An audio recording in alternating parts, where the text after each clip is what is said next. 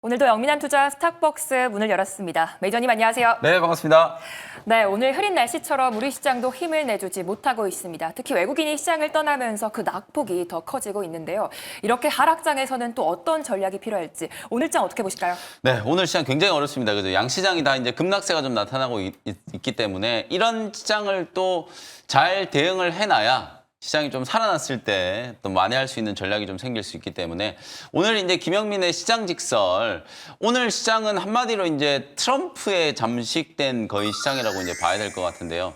다시 트럼프의 시간, 지금 지지율이 트럼프가 좀 치고 올라가고 있고 네. 특히나 이 경합주에서 트럼프 대통령의 이제 우위가 점쳐지면서 당선 가능성은 지금 굉장히 큰 폭으로 지금 해리스 후보를 좀 따돌리고 앞서 나가고 있는 그런 상황이거든요. 다만 이제 트럼프 대통령이 또 다시 이제 복귀한다라는 것이 주식 시장에는 그리 달가운 이제 재료는 아닌 것 같아요. 네. 오늘 미국 증시도 엔비디아 덕분에 나스닥 지수가 뭐 살아남긴 했습니다만 다우 지수도 1% 가까이 하락세가 좀 전개가 좀 됐고, 특히나 트럼프 대통령이 다시 이제 대통령으로 복귀를 하게 되면 법인세를 이제 깎아주려고 하고 있잖아요. 그러다 보니까 어찌 보면 이제 법인세 인하는 미국 빅테크 기업들한테는 굉장히 좋은 재료예요. 근데 법인세를 인하함으로 인해서 결손되는 이제 세수를 어디에 쓰는지 충당할 것인가. 그럼 또 결국 국채 발행이 늘어날 수밖에 없고, 그에 따른 우려 때문에 오늘 10년물 국채 금리가 4.2%까지 또 이제 급등이 나타났거든요. 국채 금리 올라가고 달러가 이제 강하다 보니까 결국 우리 시장은 원달러 환율이 오를 수밖에 없겠죠. 오늘 장 초반에 1,380원 위로까지 이제 환율이 좀 올라가면서 외국인들의 이제 투매가 진행이 좀 됐다. 이렇게 이제 보시면 될 것 같아요. 결국 뭐 우리 시장이, 기관들이 사실 우리 시장을 지금 떠받쳐주고 있는 그런 분위기도 아니잖아요. 외국인들이 팔면 지수가 빠질 수밖에 없는데 오늘 뭐 장 초반에 외국인들이 워낙 빠른 시간 안에 거의 뭐 조 단위의 매도가 지금 쏟아지다 보니까 현선물 시장에서 코스피도 지금 1.2% 저점을 못 잡고 있고요. 코스닥도 740선이 지금 위태로운 상황이에요. 오늘 개장하자마자 760선에서 시작했었는데 무려 20포인트가 하루 만에 지금 급락세가 나타나면서 뭐 코스닥 시장의 하락 종목 숫자가 지금 1,400개 가까울 정도로 어마어마하게 많은 종목들이 이제 빠지고 있다. 흡사 여러분들이 이제 느끼시기에 트럼프 후보가 또 유세를 하다가 총기에 피격됐을 때 있잖아요. 그때 트럼프 후보의 이제 당선 가능성이 치솟으면서 우리 시장이 크게 흔들렸던 것과 마찬가지로 지금도 딱 그때와 비슷한 이제 분위기가 연출되고 있다라고 보시면 될 것 같아요. 물론 트럼프 트레이드로 인해서 수혜를 입을 수 있는 몇몇 이제 좀 테마성 종목들이 있죠. 가장 대표적으로 뭐 우크라이나 재건 관련된 종목이라든지 또 방산 관련된 기업들은 또 트럼프 대통령으로 인한 수혜주로 이제 좀 꼽히고 있는데요. 이런 일부 종목들과 일부 업종을 좀 제외하면 트럼프의 시간이 다시 돌아오면서 시장의 이제 변동성이 좀 확대되는 리스크에 노출되고 있는 상황이다. 결국에는 뭐 좀 단기적인 악재라고 볼 수는 있겠습니다만 우리가 이제 또 지금부터는 트럼프 대통령이 재선에 성공했을 때 지금 레드웨이브 얘기가 많이 나오고 있죠. 대통령에 당선되는 것뿐만 아니라 상하원을 다 공화당이 이제 차지를 해버리면 기존의 바이드노믹스가 완전히 이제 좀 180도로 다 엎어질 수 있는 상황이기 때문에 IRA와 관련된 이제 이슈라든지 신재생과 관련된 이슈라든지 이런 것들이 다 법안들이 이제 폐기될 수 있는 위기에 놓일 수도 있는 상황이거든요. 그러다 보니까 오늘 특히 2차 전지 쪽이나 신재생 쪽은 투자 심리가 굉장히 나쁘다는 거, 이런 것들을 여러분들이 좀 잘 캐치를 좀 하시면서 시장 대응 전략을 좀 세우실 필요가 있다라는 거 재차 강조를 좀 해드리도록 하겠습니다. 네, 이제 대선을 앞두고 트럼프 트레이드와 함께 달러 강세가 이어지고 있습니다. 그렇다면 오늘은 또 어떤 종목의 수급이 들어오고 있는지 오늘의 수급 특징주 들어보도록 할게요. 네, 오전장 수급 특징주는 어제 오후장의 수급 특징주로 꼽아드렸던 리가켄바이오.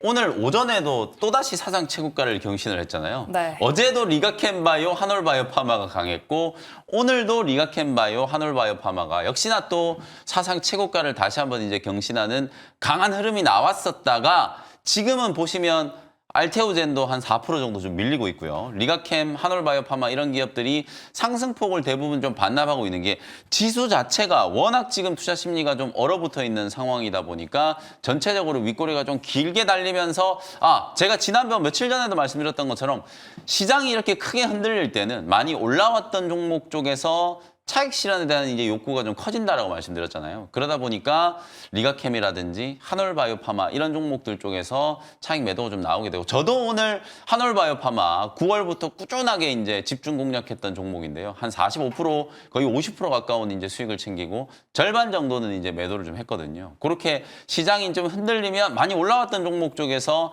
차익 실현 물량들이 조금 나온다라는 거. 그게 이제 오전장 수급 특징이었다라고 보시면 될 것 같고요. 그럼 오늘 오후장에는 과연 우리가 지금 어떤 선택을 좀 해야 될까? 사실 시장 변동성이 워낙 크잖아요. 그래서 오후장 수급 특징주는 KT라는 종목을 한번 선정을 해봤어요. 장이 너무 흔들리니까 어줍잖게 공격적인 매매를 하는 것보다는 좀 안정적이고 시장에 이제 방어적인 역할을 할 수 있는 업종이 뭘까를 생각해 보면 오늘 한국전력이 굉장히 강했고요. 네. 그리고 통신주 중에 KT, 최근에 이제 SK텔레콤이라든지 KT 같은 이런 기업들은 AI 서비스와 관련된 이제 가시적인 결과에 대한 이제 기대감도 좀 살아있고, 특히나 날씨가 이제 되게 쌀쌀해지고 있잖아요. 오늘도 지금 서울에 비가 굉장히 많이 오고 있는데, 날씨가 쌀쌀해지기 시작하면 호빵이 생각나잖아요. 호빵이 아니라 배당주의 이제 계절이 찾아오고 있다. 그래서 연말 되면 이제 뭐 밸류업 지수에 대한 이제 얘기들도 있고요. 이 배당주에 대한 이제 투자 심리가 또 조금 강해질 수 있는 상황이기 때문에 KT 같은 이런 기업들 AI 관련된 수혜주로도 볼 수 있지만, 유틸리티 넓게 보면 이제 전력, 통신, 뭐 유틸리티 이런 기업들은 시장의 또 변동성에 조금 좀 강할 수 있는 기업들, 그리고 이제 배당과 관련된 직접적인 이제 수혜를 입을 수 있는 종목으로, 아마 시장이 흔들리면 흔들릴수록 오히려 이런 안전판 역할을 하는 종목들 쪽으로 매수세가 더 강하게 좀 쏠릴 수 있다라고 보고, 오늘 오후장 특징주는 KT, 뭐 한국전력 이런 종목들을 한번 꼽아보도록 하겠습니다. 네, 안정적이고 방어적인 업종 중에서도 KT까지 잘 들어봤습니다. 오늘도 흐린 날씨지만 다들 기분 전환하시기 바라면서 퀴즈 이벤트를 준비해봤는데요. 어제 퀴즈 정답은 아파트였고요. 당첨자분들은 화면 하단에 자막 통해서 확인해 보시면 되겠습니다. 오늘의 퀴즈 문제 뭘까요? 요즘에 제가 이제 퀴즈에서 슬쩍슬쩍 좀 던져드리는 게 네. 대박이 나고 있어요. 며칠 전에 제가 오클로우라고 하는 기업 SMR 관련된 이제 수혜주로 오픈AI가 투자한 기업 말씀드렸었는데, 그 기업이 그때 이후로도 오늘도 지금 20% 급등하면서 거의 50% 가까이 폭등을 하고 있고요. 네. 어제 이제 제가 이 아파트 로제라고 하는 이제 블랙핑크 멤버 중에 한 명이 브루노 마스하고 이제 협업을 해서 신곡을 이제 발표했다라고 말씀드렸는데, 오늘 YG 플러스가 또 25%가 넘게 급등을 하고 있어요.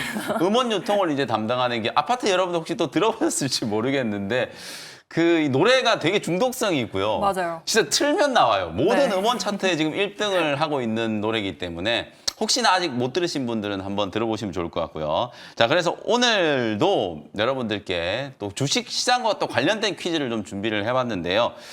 오늘 미국 증시에 가장 이슈가 됐었던 기업은 엔비디아예요. 사상 최고가를 이제 경신을 하면서 엔비디아가 나스닥 지수를 살려놨는데, 그 와중에 좀 묻히긴 했지만 역시나 사상 최고가 랠리가 이어지고 있는 기업이 있거든요. 최근에 흑백 요리사라고 하는 이 시리즈가 오. 우리나라에서뿐만 아니라 해외에서도 엄청나게 또 흥행을 하면서, 분명히 흑백 요리사도 이 기업 주가 상승에 일조를 했다라고 보여지거든요. 네. 그래서 여러분들이 딱 떠올리시는 그 OTT 기업, 그 OTT 기업의 이름을 맞춰주시는 게 오늘의 이제 퀴즈입니다. 네 글자 신고가 랠리를 펼치고 있는 요 OTT 기업 이름 맞춰주시고요. 우리 생방송하면 인증샷과 함께 정답 보내주시면 또 커피 쿠폰 추첨을 통해서 선물 드리도록 하겠습니다. 네, 저도 정말 즐겨보고 있는 플랫폼인데요. 과연 네. 어디일지 오늘도 샵 2034로 많은 참여 부탁드리도록 할게요. 그렇다면 이제 오늘도 이전 종목들 수익을 체크해 보도록 하겠습니다. 먼저 10월 4일에 편입했던 파마 리서치가 19% 수익 중에 있는데요.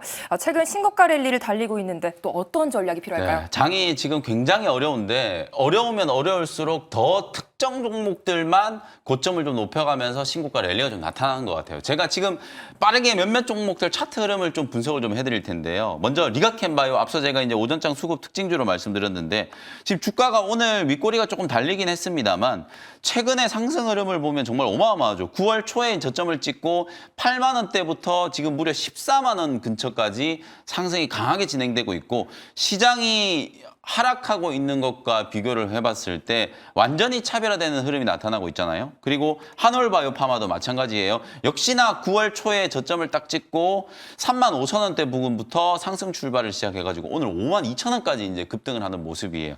그리고 오늘 제가 리뷰를 해드리는 파마 리서치 같은 이런 기업들, 최근에 피부 미용과 관련된 종목들 중에서 단연 가장 이제 대장주 역할을 하는 종목이라고 이제 보시면 될 것 같은데요. 10월 4일 날 여러분들께 이제 공략 포인트를 말씀드렸었는데 10월 4일 날도 지나고 나서 보니까 이제 저점이에요. 제가 실은 이 종목을 8월 27일 날에 17만 원대 구간에서도 공략을 한번 했었어요. 그 당시 가격 대비하면 지금 거의 40%가 넘게 수익이 나고 있는데 제가 이제 10월 초에 다시 설명을 드릴 때도 거의 신고가 위치에 놓여 있습니다만 이런 기업들이 오히려 지금과 같은 변동성 구간에 더 강하게 상승할 수 있다는 말씀을 좀 드리면서 파마 리서치, 휴젤, 클래시스 이런 종목들을 묶어서 제가 연달아서 이제 소개를 해드렸었거든요. 물론 오늘 클래시스는 또 오버행 이슈 때문에 주가가 좀 장중에 좀 많이 흔들리긴 했습니다만 어제까지도 클래시스도 거의 사상 최고가, 휴젤, 파마 리서치 이런 기업들이 해외 수출이 늘어나고 고마진의 이제 성장세가 여전히 좀 유지되고 있다 보니까 오히려 시장이 흔들리면 흔들릴수록 시장이 이제 편식이 더 강해지는 거예요. 오히려 주저앉고 있는 종목들보다는 빠르게 성장하고 있는 기업들 중에서 주가가 신고가 랠리를 펼치고 있는 종목들 쪽으로 더 수급이 좀 쏠리고 있는 현상들이 좀 나타나고 있기 때문에 오늘 일부 고점에서 이제 차익 실현 매물이 나온다라고 하더라도 강한 상승 추세는 당분간 좀 이어질 수 있는 가능성이 좀 있지 않을까라는 생각이 좀 들고요.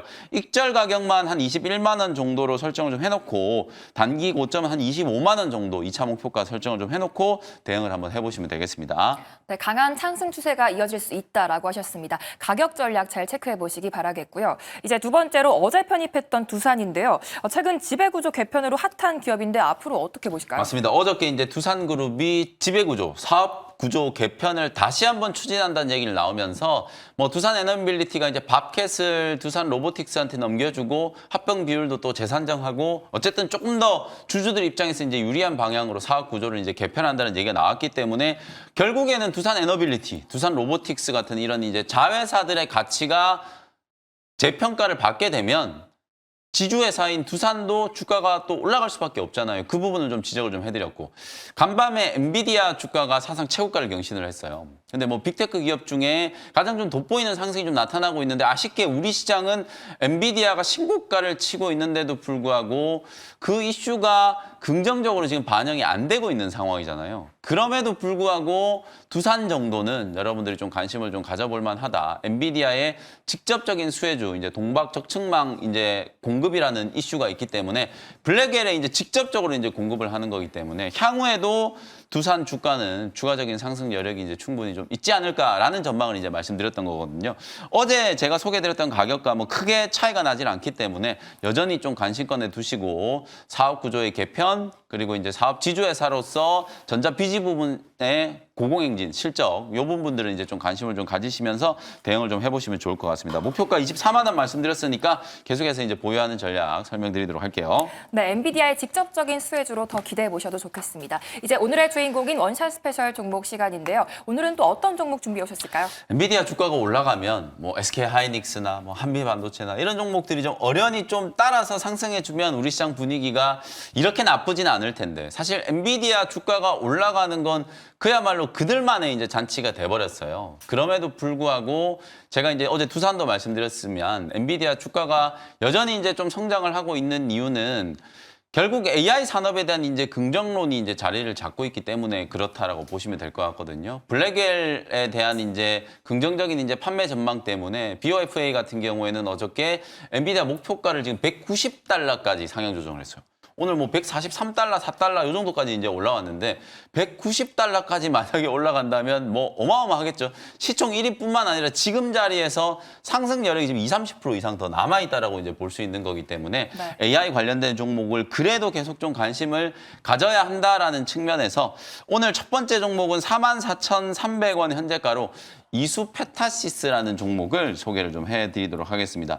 뭐 두산을 소개해드렸던 것과 똑같은 이유 때문이라고 보시면 돼요. 뭐 직접적으로 엔비디아라든지 구글, 마이크로소프트 이런 기업들 쪽에 고다층 이제 기판을 공급하는 기업이고 말씀드렸던 것처럼 AI 산업의 이제 성장세 이번 주에 뭐 알파벳이라든지 아마존 같은 기업들이 이제 실적 발표를 하고 나면 AI 산업에 대한 저는 긍정적인 기류가 훨씬 더 좀 강해질 수 있다라고 보고 그런 측면에서 주가는 뭐 강하게 움직이질 못하고 있습니다만 어쨌든 엔비디아 주가와 가장 좀 동조화될 수 있는 기업 중에 하나가 이수페타시스이기 때문에 다시 한번 소개를 좀 해드리는 거고요. 이수페타시스 본사뿐만 아니라 지금 중국 법인의 실적이 빠르게 개선되고 있어요. 1분기 때 이미 실적은 저점을 찍었고요. 그 이후부터 이제 실적 성장세가 숫자로 나타나고 있죠. 2분기 때도 어닝 서프라이즈였고 3분기 때도 어닝 서프라이즈가 나올 가능성이 굉장히 높다라고 보시면 될 것 같아요.